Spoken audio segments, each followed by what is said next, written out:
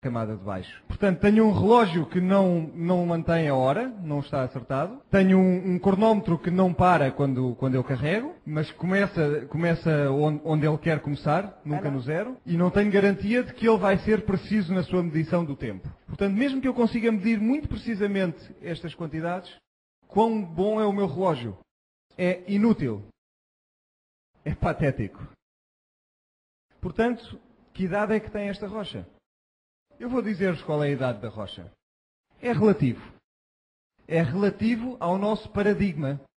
Se querem acreditar que tem 6.000 anos, quem é que vos vai conseguir provar que não tem? E se quiserem acreditar que tem 600 milhões de anos, quem é que vai conseguir provar-vos que não tem? Portanto, não nos deixemos intimidar pela ciência. E vamos avançar um pouco mais. Estas são as camadas de rocha que encontramos, que existiram no passado. As mais antigas em baixo, as mais recentes em cima.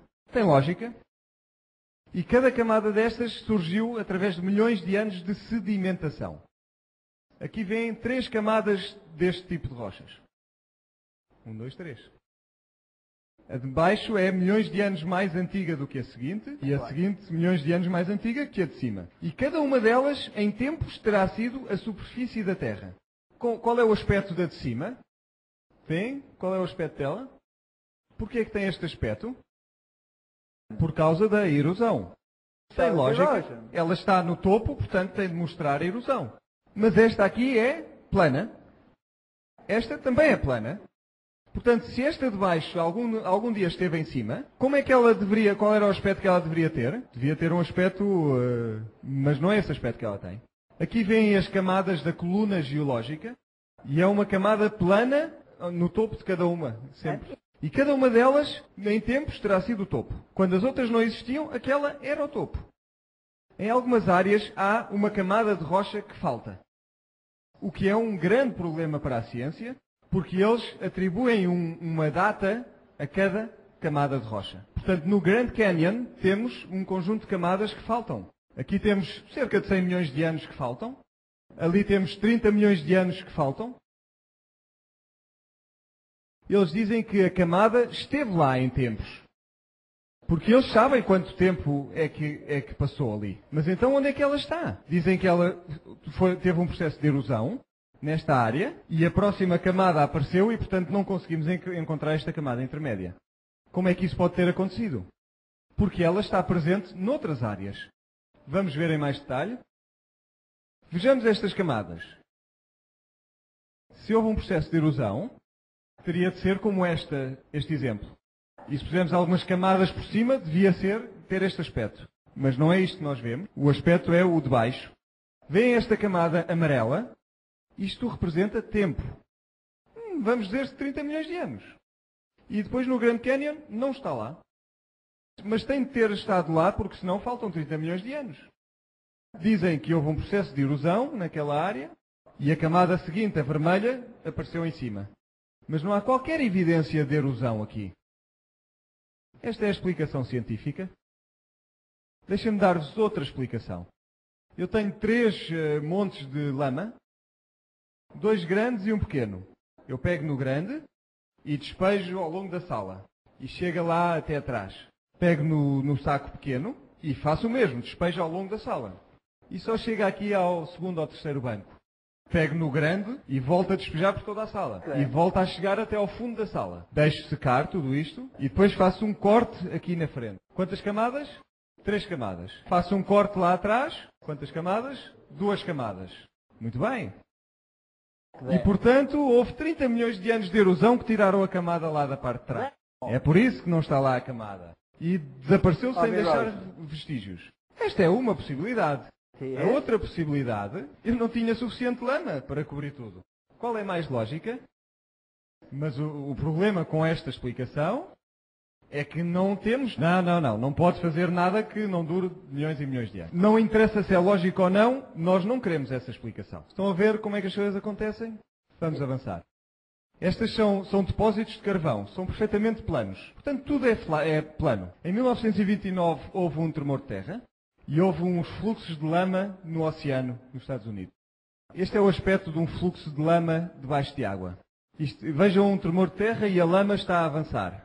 Está a fluir Vejam que ela vai se depositar nos vales e passa por cima dos cumos. Estabiliza-se e faz uma bonita camada de lama. O que é que acontece se eu puser outra camada de lama por cima dela? Vai-se misturar tudo e, portanto, vou ter só uma massa misturada. Vamos ver o que é que acontece. Temos outro tremor de terra. Lá vem a lama. É a lama fluindo por cima de lama. Vai depositar-se e verão que os vales ficaram ainda mais cheios de lama. Será que está tudo misturado? Não, temos camadas separadas e lá vem mais uma. Vejam esta, está a ter aqui uma rotação no sentido dos ponteiros do relógio. Será que é possível fazer como se fosse uma bola de gelado e dar a volta para o outro lado? Aí vem a próxima camada, os vales estão a ficar cada vez mais cheios e mantém a sua separação. Isto é realmente o aspecto da coluna geológica, com curvas na parte de baixo e plano no topo. Vamos pôr mais uma camada, só para nos divertirmos. Peço desculpa que isto demore milhões de anos, mas é o que é preciso para isto acontecer. Se vermos isto agora, o contacto entre as camadas, como é? É plano, porque nunca foi superfície da Terra, foi lama sobre lama. E também não demorou milhões de anos a acontecer. E se virem com detalhe, vão ver que há ali umas pequenas misturas nas zonas de interseção. Porque os elementos mais pesados depositam-se primeiro.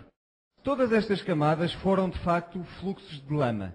Esta é na Nova Zelândia. Vejam que o material mais pesado, mais granulado, está no fundo. Depois fica cada vez mais fino à medida que se sobe. E depois começa outra camada, outra vez com o material granulado na parte de baixo. Isto poderia ter demorado milhões de anos a formar-se? Sim ou não? Impossível. Esta é realmente interessante. A rocha de baixo tem milhões de anos mais do que a rocha de cima. Portanto, esta teria sido rocha sólida quando a rocha de cima se formou. Mas vejam como esta está entrelaçada com a de baixo. Como é que isto foi possível? Teve de ser lama sobre lama para fazer este tipo de redemoinhos para acontecer isto. Estes são os Alpes. Vocês não vivem muito longe. Porquê é que os Alpes têm este aspecto enrugado? Porque em tempos eles foram camadas planas, cada uma milhões de anos mais antiga do que a seguinte.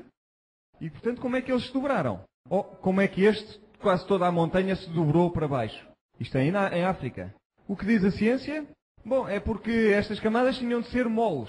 Portanto, tinham de estar muito próximo do fundo da Terra, perto do magma, do calor. Tornaram-se líquidas e depois foram levantadas e dobradas. Mas isto são sedimentos. Portanto, nunca foram quentes. Portanto, só pode ter sido lama. Mas se foi a lama, o que é que acontece? Então não são precisos milhões de anos. Este é o dilema. Se vemos os canyons, os desfiladeiros do mundo, está em forma de V, é um desfiladeiro então em forma de V.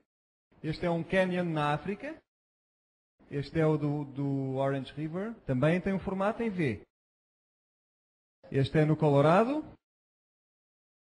também tem uma forma de V. Quando é forma de V, quer dizer que aconteceu rápido. Porque senão começa a haver desmoronamentos num lado e depositados no outro lado. Não ficam V. Isto é publicado pelos geologistas nos jornais de geologia. O que é que são estes dois montes? Onde é que está o material que devia estar ali no meio? Desapareceu por efeito da erosão. E porquê é que estes dois não foram erudidos como o resto? Porquê é que eles se aguentam por ali? Só grandes quantidades de água é que podem fazer algo deste tipo. Temos água a passar por ali e antes de conseguir erudir tudo, a água parou de fluir. Aqui temos um pesadelo. Temos uma montanha. Onde é que ela tem erosão? Normalmente no topo, não é? Deixem-me contar-vos uma história sobre os Himalaias. São muito altos os Himalaias e estão a ter processos de erosão a uma velocidade muito alta. Estão a ter erosão de 2 metros em cada 1000 anos que passam. Portanto, em alguns milhares de anos eles vão desaparecer. Desaparecem completamente. Mas eles ainda lá estão e são muito altos. Como é que a ciência explica isto? Eles dizem que a montanha está constantemente a ser levantada pelos movimentos tectónicos. E apesar de eles estar a tirar material constantemente no topo, eles são muito altos porque estão a ser levantados constantemente. Pergunta, se é assim, porquê é que as camadas mais jovens estão lá no topo? Posso limpá-las? Levantar a montanha? E continuar a tê-las lá em cima? Não é possível. Portanto, isto é um pesadelo. Vejam outro pesadelo.